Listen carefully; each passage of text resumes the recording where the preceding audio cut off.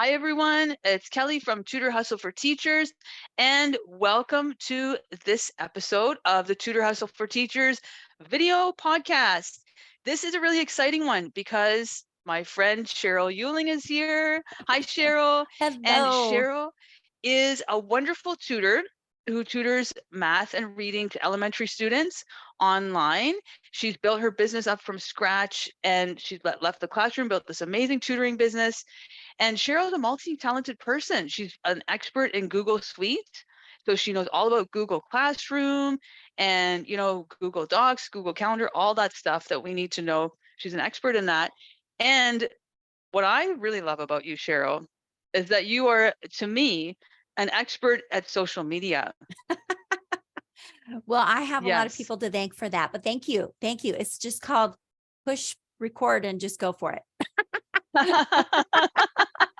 Just dive in head first. That's very well. Is it really that easy? I don't know. You know, yes, yes, It's and no. No, it's not that easy. it's not that easy, but you do such an amazing job of it because from the get-go, you've been on all the platforms. Like you're everywhere. You're on TikTok, you're on Instagram, you're on YouTube, you have a podcast, you have a newsletter, you have a blog, and you've been consistently creating all of this content for like at least a year, right? Yeah, yeah. Yes, a full year now. Yes.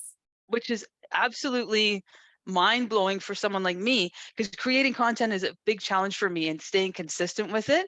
Yeah. So yeah, it's a huge challenge. So when I look at, all the places I see, because you're popping up on my phone everywhere, on Facebook, on You Instagram. you can turn those notifications off. No, I don't want to. And I'm like, how does she? That's incredible. So that's what I wanted to talk to you about today is your social media strategy and hopefully we'll get Mhm. some inspiration from you. Okay. Absolutely. So Absolutely. first question is how do you stay consistent? Okay, so there's a couple things. The very first thing that I have to tell you is that when I started this journey, I was not consistent because I had no clue what I was doing. And my daughter, Elizabeth, my oldest daughter, she is a marketing expert, and she was like, "Mom, you have to blog consistently. Mom, your social media is terrible." I'm like, "Oh." I'm like, okay, so what do I need to improve on? So she and I kind of chatted a little bit that I had to have. Well, first of all, I started my business without like a business purpose. I just knew I wanted to help children. So she really had me narrow down that focus. And then she said, when you're writing your blogs, think about what's the content that you want to share. Is this to support the parents or to support the learner? And I had to kind of wrap my head around that because I'm like, well, the learner, elementary student, is not sitting down to read my blog. A parent is. And then when I started to hop into the social media and create content there, I had to really think about more of a niche, like what was the information going to target? Because I still wanted to support students in both math and reading. So I narrowed it down to math at first, but now I'm kind of moving away from just math. And so just building kind of that, people will call it a brand. I don't know that I really have a brand, but the focus really needed to become what was I going to share, and to stay consistent, I made a calendar. So I started out just on a piece of paper. I wrote it out. Then I was like, I'll put this on a spreadsheet. So then I put it on a spreadsheet. I'm like, well, why am I putting it on a spreadsheet? Because it was on the paper. So then I was like, okay, oh, there's this thing called Facebook Meta Planner. Dun da da da. And the bells went off. And I was like, oh, I can have my Facebook and my Instagram both on there, and I can create content for both of them at the same time. So I started to take the things that I had been making on my phone and posting and uploading them through the Facebook Meta Planner and repurposing them through, you can like schedule things. So if it was a video, I could put it on both. If it was just a post, I could just put it on Facebook. And since I had so many blogs and so much content, I just started to repurpose those. So I literally will batch content So I will sit down at the beginning or the midpoint in the month whenever I need more content. And I was doing daily, and now I pre-plan every other day. And if you see something daily, it's because I added something else. So I will share things like your events or, other professionals. I will add their links and pop that information on there. Or I'll, just like this morning, I was out on my deck right outside. The sun was up. I was out there having my coffee, and I was just did an Instagram live, boom. And I'm out there. So I think I just, many times it's spontaneous, but a lot of times it's not. And I'm typically talking about what is going on in my business right now, because I want parents to know what is going on. And I am very busy with my students and my business plan and growing my business and hiring people to help me. And I want to share that with people.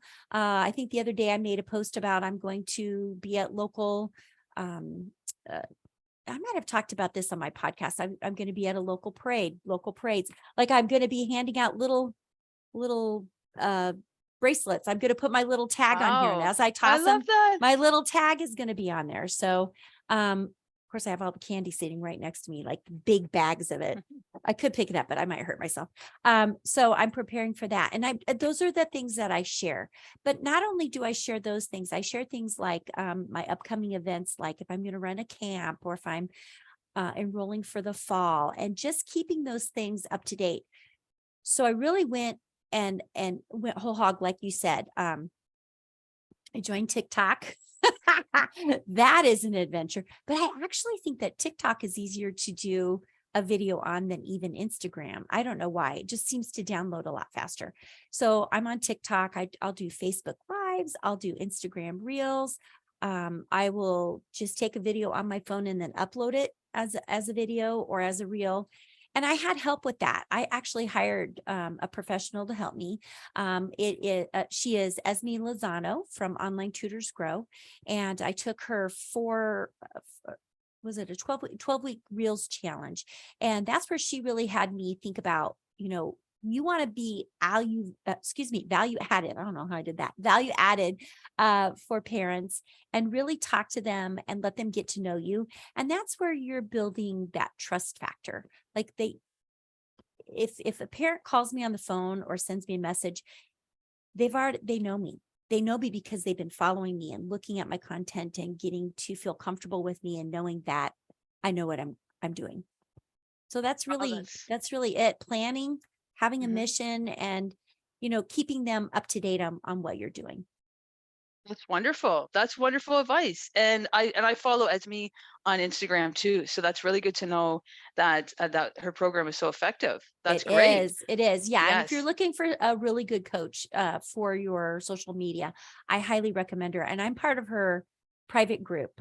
She's got Online Tutors Grow private group, and I pay just it's under $100 to be in her group for the year. And she just sends us private little inspirational messages and reminders. Hey, don't forget, now you should be sending out your messages to parents about getting people signed up for the fall. And I am doing that already.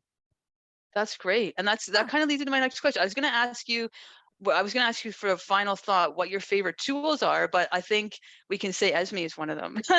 Yeah, for sure. and Yeah. Esme's coaching and group. So that's good to know. And do you Yeah. have any other favorite tools that you use when you're posting online or even for online tutoring? Well, I like to go just do the live button, but if I'm going to interview somebody like you, another professional, I really love StreamYard.